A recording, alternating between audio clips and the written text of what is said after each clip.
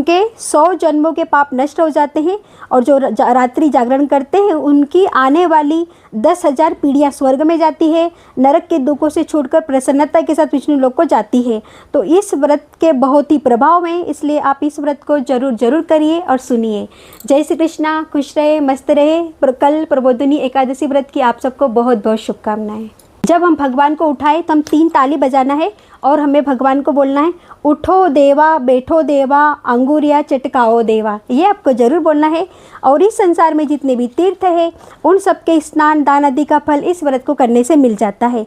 और इस व्रत वही ज्ञानी तपस्वी तथा जितेंद्रिय उसी को भोग तथा मोक्ष की प्राप्ति होती है जो हरि प्रबोधिनी एकादशी का व्रत करते हैं।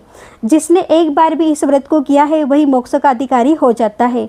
मन कर्म वचन तीनों प्रकार के पाप इस रात्रि को केवल जागरण करने मात्र से नष्ट हो जाते हैं। अगर आप पूरी रात जागरण नहीं कर सकते तो रात के 12 बजे तक जरूर करिए। हरि प्रबोधिनी के दिन जो मनुष्य भगवान के स्नान दान यज्ञ आदि करते हैं वे अक्षय पुण्य को प्राप्त होते हैं। और इस व्रत को मनुष्य के बचपन, यौवन और वृद्धावस्था में किए गए संपूर्ण पाप नष्ट हो जाते हैं।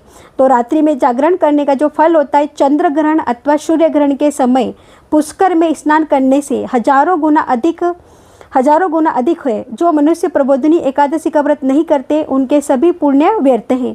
तो हमें इस दिन इस व्रत को जरूर करना चाहिए। और इसमें अन्न नहीं खाते, चावल नहीं खाते और चावल बनाते भी नहीं हैं। जय श्री कृष्णा। कल प्रबोधिनी एकादशी व्रत है। जो इसका व्रत कर सकते हैं जरूर करिए। जिनसे व्रत नहीं होता है तो सिर्फ इसकी कथा को सुन लीजिए। इसमें लिखा हुआ है कि इस एकादशी का नाम प्रबोधिनी एकादशी है। सभी पापों को हरने और पुण्य मुक्तदायिनी इस प्रबोधिनी एकादशी की महिमा अनंत है। पृथ्वी पर गंगा की प्रभुता और समुद्रों तथा तीर्थों का प्रभाव तभी तक रहता है जब तक कार्तिक की विष्णु प्रबोधिनी एकादशी तिथि नहीं आती।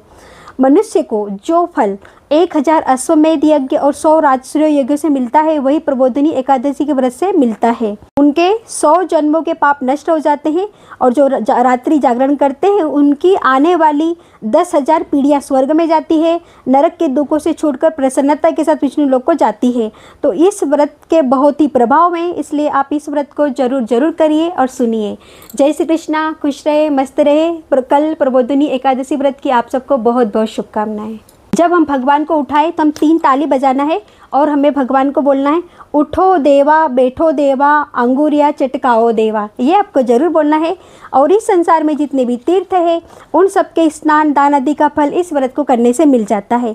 और इस व्रत वही ज्ञानी तपस्वी तथा जितेंद्रिय उसी को भोग तथा मोक्ष की प्राप्ति होती है जो हरि प्रबोधिनी एकादशी